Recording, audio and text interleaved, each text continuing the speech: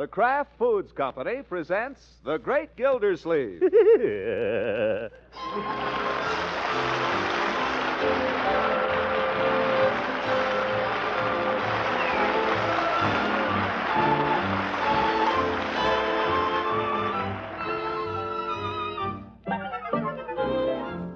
It's The Great Gildersleeve, starring Harold Perry, brought to you by the Kraft Foods Company, makers of Parquet margarine and a complete line of famous quality food products. Now let's see what goes on in Summerfield. For little goes on in Summerfield that sooner or later does not involve the Great Gildersleeve.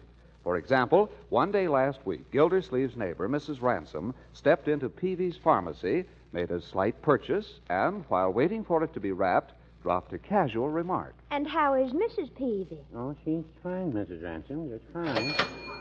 That is, she's been having a little trouble lately. Oh, I'm sorry to hear it.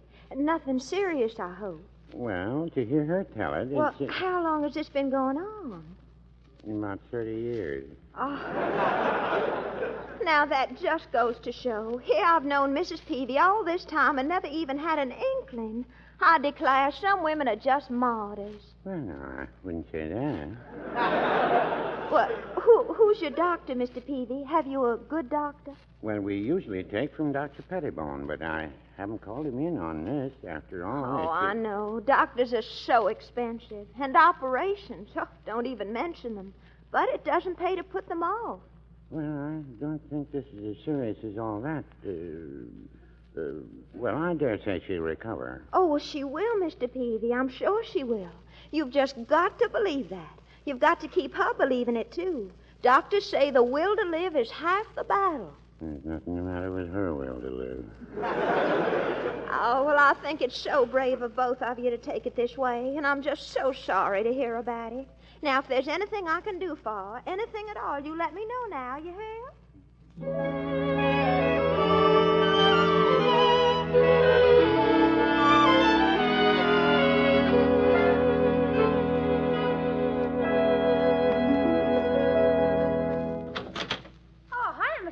Hello, Leroy. Is your uncle at home? Yeah, did you have an appointment? Only kidding, Mrs. Ransom. Come on in. Oh, thank you. Unc's in the living room. Marge is sewing a button on him. Well, hello, Leela. Unky, stand still. Hello, Mrs. Ransom. Hello, Marjorie. You'll have to excuse me for not having my coat on, Leela. Marjorie's sewing a button on my vest. Quite the little housewife, isn't she? Stand still. You want me to stick you? Better not, you let the air out. Leroy, sometimes you're a little too smart for your britches. Go up and get ready for dinner. I am. Have you washed your hands? Yes. Well, go wash them. Okay. And stick in your shirt tail. Is that any way to greet Mrs. Ransom? How did I know Mrs. Ransom was coming? You can safely keep your shirt tail in at all times, my boy. You know the Boy Scout motto, be prepared. Sorry, Leela. These little domestic affairs. There you are, Unky. Well, that's fine, my dear. Much obliged. Now, Leela? Well, I probably shouldn't even be speaking to you, Throckmorton, after the last time I saw you. But in time of trouble, I think we should forget our differences. Trouble? What do you mean, Leela? Have you heard about poor dear Mr. Peavey? What about Mr. Peavey? Mrs. Ransom are talking to me, my dear. Well, Marjorie may want to hear about this, too. It's Mrs. Peavey. I'm afraid she's very ill. Oh, that's a shame. Now, wait a minute. I was in Peavey's this morning. He didn't say anything to me about it. Well, you know how Mr. Peavey is. He never tells you anything anyway. That's right. Well, I had to practically pry it out of him. But I'm afraid the fact is that Mrs. Peavey needs an operation, and they can't afford it. Oh, that's terrible. Well, I guess that drugstore of his is no gold mine. Not the way he runs it. Beckman's is a lot better. Are you still here? Okay, I'm going. What's better about Beckman's? Beckman's got all the best comics. Batman comics, murder comics, Captain Wonder Man. He's got them all. All Peavey's got is Donald Duck. That's the only one he likes to read. Well, Beckman's going to run him out of business if he doesn't wake up. But Peavey's such a stubborn old coot, you can't tell him anything. I know, but he's such a darling, too. I can't bear to think of him in trouble. Neither can I. Isn't there something we could do, Uncle Morris? That's why I came to you, Throckmorton. I knew you'd always been a friend of his. Peavey's all right if he weren't so stubborn. Oh, and Mrs. Peavey, the poor old soul. I can't bear to think of her needing medical attention and not being able to afford it. Well, I'll tell you. Come and get it. Just a minute, Bertie. We have company. Oh, excuse me, Miss Ransom. Nobody told me you was here. Good evening, Bertie. How are you? Just fine, Miss Ransom. Thank you. Just fine. Mr. Gildersleeve, what about Miss Ransom? Is she Is she what, Bertie? Well, I just want to know. I mean, what about it? Is she ain't she? Pardon me a moment, Leela. What is it you want to know, Bertie? I just want to know, should I set another place? Oh! How about it, Leela? Stay to supper? Oh, I couldn't. Oh, come on, Miss Ransom. Won't be no trouble. Yes, please do. Well, I don't know that I should. What are you having for supper, Bertie? Well, if I'd known you was coming, Miss Ransom, I'd have done better. About all we got to offer is some stew made out of leftovers, but there's plenty of it. I don't think I'd better tonight.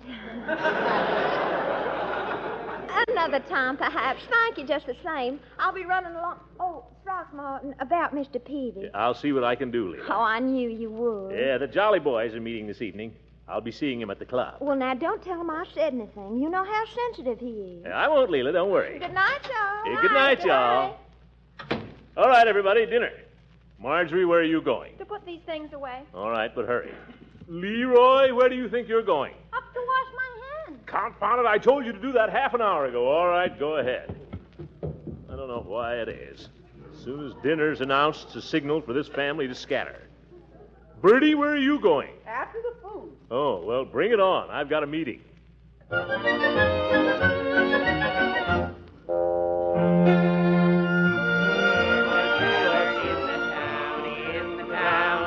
And there my true love sits him down, and drinks his wine with laughter free, and never, never thinks of me. Fare thee well, for I must leave thee. Hey, what's the matter, fellas? Come on. No, Commissioner, it's no good. Don't seem the same without Peavey. You're right, Floyd. Where is the Peave? I thought you said he was going to be here tonight, Commish. Well, I thought he was coming, Floyd, but I suppose it's possible he won't turn up. After all, I hear his wife is sick. Oh, that's too bad. Well, just because a fellow's wife's got the pips, no reason he can't get out and have a little fun, is it? Floyd. Well, I mean, he don't have to become a hermit, does he, after all? Mrs. Peavey is seriously ill, Floyd. Oh, yeah? As bad as that? And Peavey is a devoted husband. One of the few really devoted husbands I know. Yeah, I guess they are pretty thick at that. As husband and wives go. Gee, maybe we should send her some flowers or something. That's more like it, Floyd. Roses are nice. Personally, I would prefer chrysanthemums. We're not sending these to you, Hooker. Chrysanthemums stink. They smell up the house. Yeah. They don't smell at all. What about roses? Yeah, but roses smell nice. Well, all I can say... If I may have a word, please, Judge. Help yourself. Now, I'm familiar with the situation. I should like to submit that what Mrs. Peavey needs is not a bunch of roses or chrysanthemums, but an operation. Oh, that's bad. Did I ever tell you about the time that Floyd, quiet. Okay. Now, operations cost money, fellas. Plenty of money. And just between you and me, I don't think Peavey can swing it. Of course, he wouldn't admit it, but you know how much trade he gets in that drugstore. A toothbrush here, a Necco wafer there. Well, what do you think we ought to do, Gildy? Well, either we're jolly boys or we're not. When you say that, smile. If the purpose of this club isn't to help a fellow member when he's down, then what is it? To play a little poker. Floyd, the wife of a fellow member, is lying ill at home. Oh, I'm sorry, Commissioner. I could bite my tongue off. Well, count me in. What do you want to do? Pass the hat? I feel that would definitely be a mistake. Peavey would never accept charity. Yeah, the judge is right. You know how touchy he is. Yeah, he's funny that way. Well, then maybe we better send him the roses. Wait a minute. I've got another idea. Maybe if we were to go to Dr. Pettibone, on the QT, and persuade him to go a little easy on Peavey. Hey, now you're talking. He wouldn't have to cut his rate or anything. He could just make a little mistake in his bill and undercharge him. Why shouldn't he do it for nothing? Well, now. After all, Floyd, You should do it for nothing. that's asking a good deal. All right. If Peavey was to walk into my shop flat broke in need of a haircut, don't you think I'd give him one? You're darn right I would. I might wait on my regular customers first, but I'd give him one. Well, And throw in a shave, too. well, And not charge him a cent. well, Or expect a tip, either. These doctors. well, that's big of you, as I started to say, Floyd. But you see, it's a little different with Dr. Pettibone. He's not a jolly boy, so it's not as if he was treating a fellow member. Or the wife of a fellow member, rather. By golly, Gildy, why don't we make him a member? The doc? That's an idea. Yeah, why not? The doc's a good fellow when he's not looking down your windpipe. Hey, if we elected him a member, we could make him operate on Peavey's wife for initiation, like. Operate or he don't get in. Well, I don't know that that's the way to put it, Floyd, but it's not a bad idea. Not bad at all. Shall we put it to a vote, fellows? Do I hear the name of Dr. Pettibone proposed for membership? I so propose. Is it seconded? Seconded. All in favor? Aye. Opposed? The doc's a member. Who'll notify him? I propose that Mr. Gildersleeve and myself be appointed a committee of two to call upon the doctor and inform him of his good fortune. And don't forget what we elected him for. Move we adjourn. Seconded. Wait a minute, fellas. What do you say? One more song before we go, eh? A song without Peavey? In honor of Peavey. Yeah. Peavey'd want it that way. Oh. Sit down there, Floyd. You know, our big special. Yeah. Oh, how I miss you, dear old pal of mine. Each day I miss you more, old pal of mine. Sweetheart, may God bless you. Angel hands caress you. I wish Peavey could hear this. While sweet dreams rest you, dear old pal of mine. Dear old pal of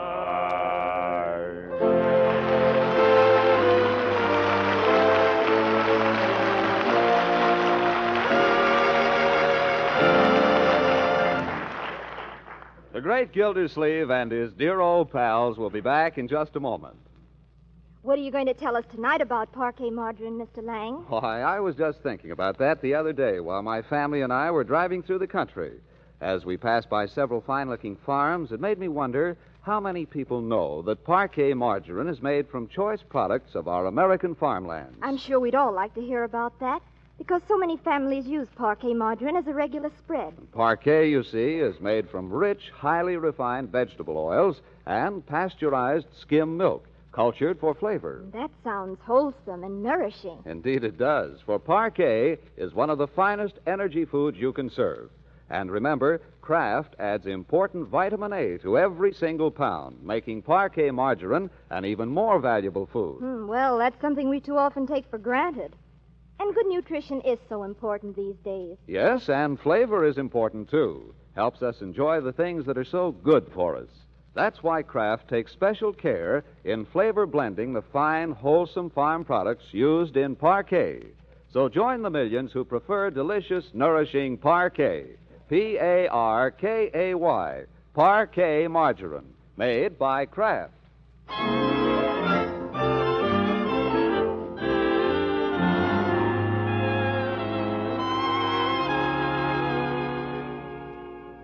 Now let's get back to the great-hearted Gildersleeve.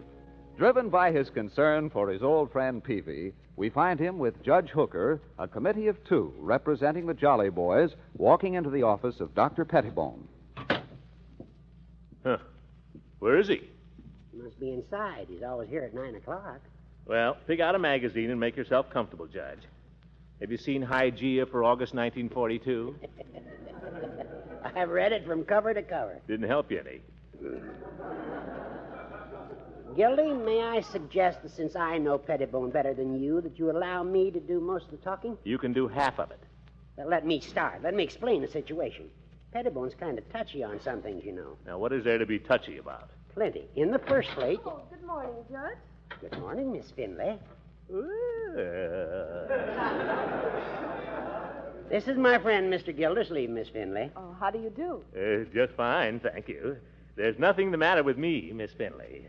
We're here to see the doctor on a personal matter. Oh, well, go right in. Thank you. See you later. Oh, hiya, Doc. Good morning, gentlemen. Pretty nice-looking receptionist you've got there. I'm surprised your wife let you get away with it. She's my wife's cousin. Oh, yeah. Well, which one of you fellows is sick? Neither of us, Doctor. That is, I'm feeling as well as usual. But we didn't come for a professional reason. We didn't? Please, Gildy, if you let me. Oh. No, Doctor, we came to bring you some good news. You know, a few of us fellas have a little club. Oh, that. Club? What club? The Jolly Boys Club. It's just a few fellas. I guess you'd call us kindred spirits. And we generally get together on Saturday nights and raise Ned for a few hours. We sing, play cards, tell a few stories. Get on with it, Horace. Well, Doctor, Mr. Gildersleeve and I are a delegation, a committee of two officially chosen by the Jolly Boys Club to call on you. What for? It is my pleasure and high privilege to announce your unanimous election to the Jolly Boys Club as a full participating member with all rights and perquisites pertaining thereto. The dues are 50 cents a month. I see. Do I know any of the other members? Chief of Police? Oh, yes, Chief Gates. He has a slight systolic murmur. You'd never know it to hear him sing. And you know Floyd Munson, the barber. We meet upstairs over his shop. Floyd? I set his leg when he broke in on election night back in 1936. Of course, you know Peavey, the druggist. Peavey? Asthma. Good fella. Good fella just the same. I think you'll find the Jolly Boys a pretty congenial group, Doctor. Well, I do enjoy a little card game occasionally. Dr. Pettibone, Mr. Eberbaugh is here. Oh, thank you. Now, if you fellows will excuse There's me... something else we have to ask you, Doctor.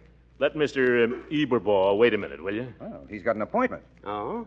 Well, then we'd better come back later. No, Judge. It'll only take a second. Tell Eberbaugh to wait, Miss Finley. All right, Miss Finley. Yes, sir. Yeah.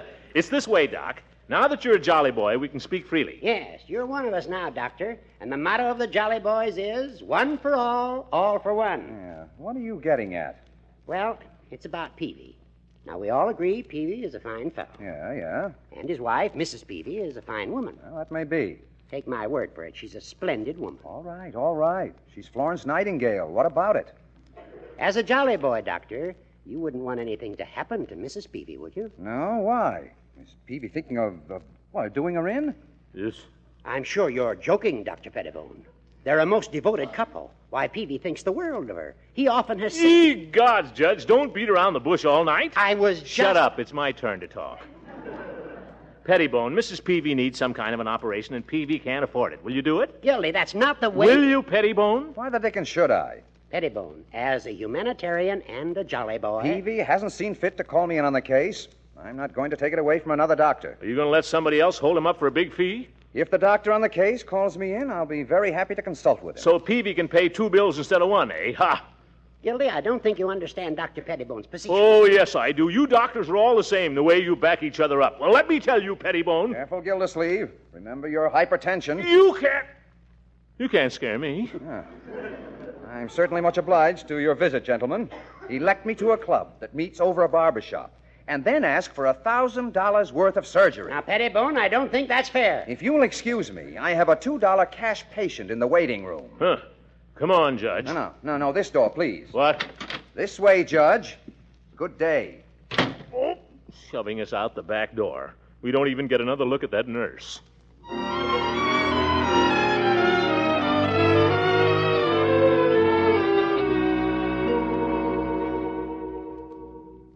Well, fellows, how'd you make out? Floyd, we've got to call an emergency meeting of the Jolly Boys. Yeah, right away. Can we meet tonight, Floyd? Well, what's the matter with right now? I got the chief under the towel here.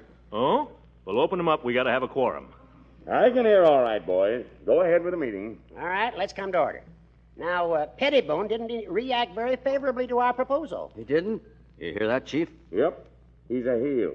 Yeah, that may be, Chief, but Peavey's as bad off as ever. Well, he runs that store like a museum. No wonder he don't make money. Modern merchandising methods would help, no doubt about it. Some of the tricks Beckman uses. Peavey's too stubborn to take advice, though.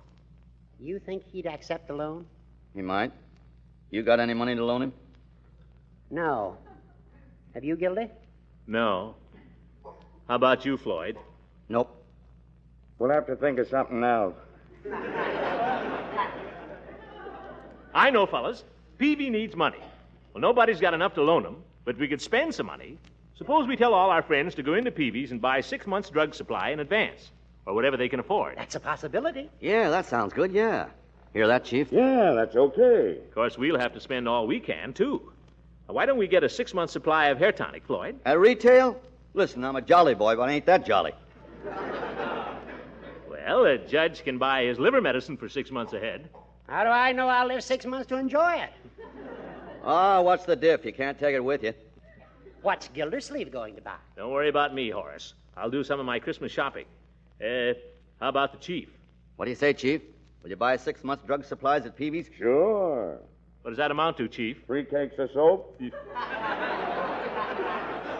You'll have to do more than that, Chief. Okay, I'll send in some of the boys. That's the main thing. Send in lots of people.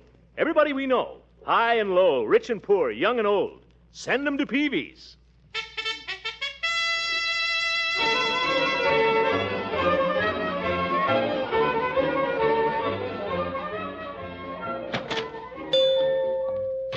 I'll be with you in just a minute, Mrs. Ransom. I'll wait, Mr. Peavey. Good afternoon, Mrs. Buller. Oh, Mrs. Ransom. Doing a little shopping? Yes.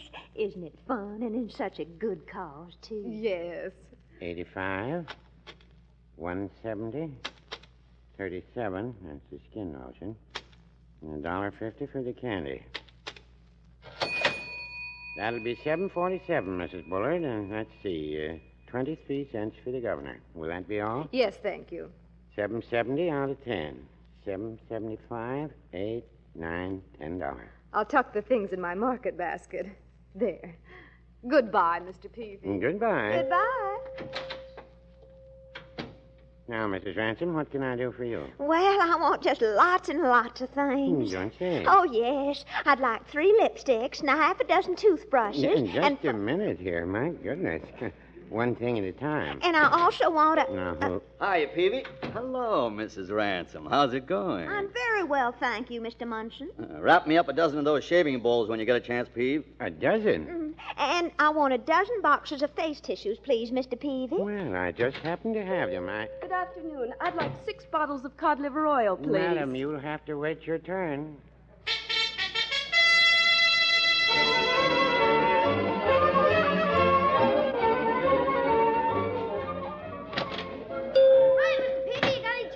Why, yes, Leroy, but you'll have to wait till I get to you. Okay, you got plenty of it? Oh, yes. Hey, guys, he's got barrels of it. Come on in.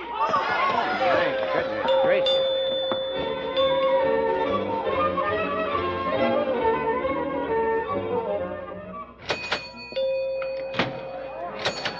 One at a time, please. One at a time. Heavens to Betsy, the world's not coming to an end, you know.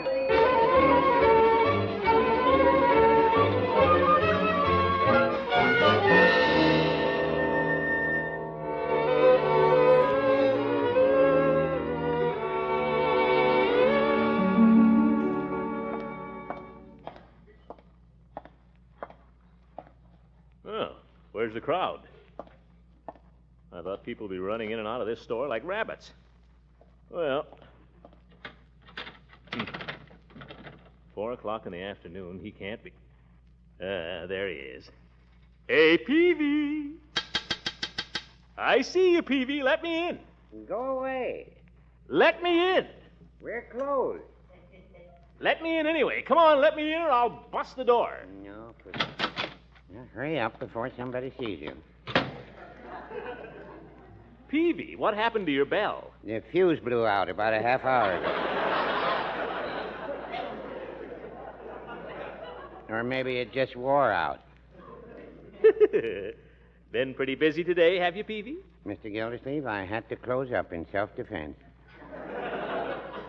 Did you ever visit the stock exchange in Chicago? I saw the one in New York. I guess it's all the same. Fellas standing around yelling at each other. Yeah, that's right. Well, that's what's been going on in my store since about 12 noon today. The whole police force came in about 2 o'clock and bought toothpaste. I just can't understand it. Well, the cops want to brush their teeth, that's all. And then Leroy came in and bought $5 worth of chewing gum. Chewing gum? I told that kid to get something the whole family could use and enjoy. Oh, you sent Leroy? Yes, Peavey.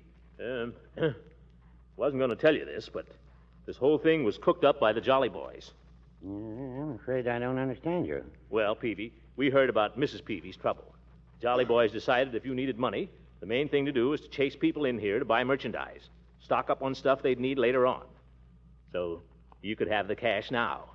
You needn't thank us. Well, thank you, but who told you Mrs. Peavey had any trouble, if I may ask? Well, Mrs. Ransom told me she needed an operation.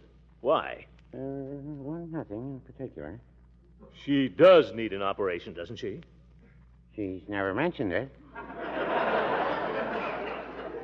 Well, you can't fool me, old pal. Your wife's a sick woman, and she needs a doctor's attention. Well, I don't know. She stacked a half a quart of stovewood yesterday. Oh, Peavey, you're an imposter. Well, no, I wouldn't say that. You are. You deliberately gave Mrs. Ransom the idea you needed money for a doctor. But I never said... You can expect Leroy down here tomorrow morning with that chewing gum and see that he gets his money back. The very... That man certainly has a temper. Yeah, I'll get back to my counting here. 200, 210, 12, 15. $215. Not bad for the old lady's rheumatism.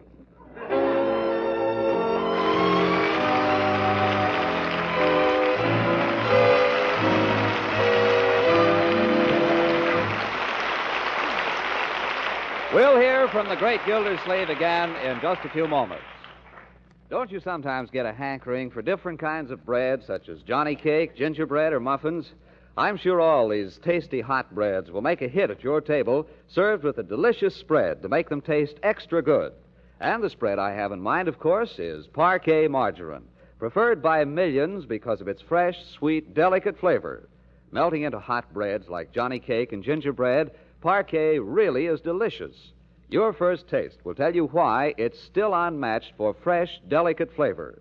Another reason you'll like Parquet margarine is the smooth, easy way it spreads. And remember, too, Parquet is only about half the price of costly spreads. So be sure to insist on economical, flavor-fresh Parquet, P-A-R-K-A-Y, Parquet margarine, made by Kraft.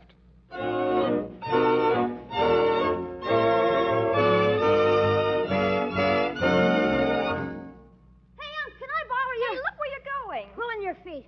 Can I borrow your hatchet for a little while? No, Leroy. What for? Well, Piggy and I need it, just for a few minutes. My hatchet is not a toy, young man. What do you want it for? Just a little Halloween trick we thought of. There'll be no tricks. No, sir. What is the trick? I don't want Marge to hear. What is it? Well, I could whisper. Hey, no fair. That is outrageous, Leroy. Absolutely not. How can you even think of such a thing? Who on earth could you think of doing such a thing to? Well, we were thinking of Judge Hooker. The hatchet's in the garage.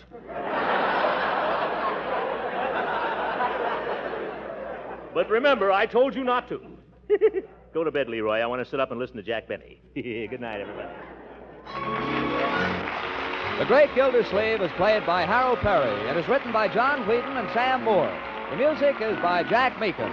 This is John Lang speaking for the Kraft Foods Company and inviting you to listen in again next week for the further adventures of the Great Gildersleeve.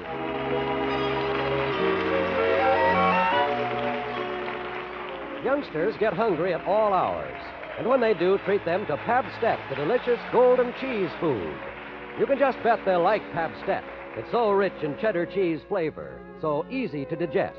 Children simply love Pabstet spread on crackers or bread.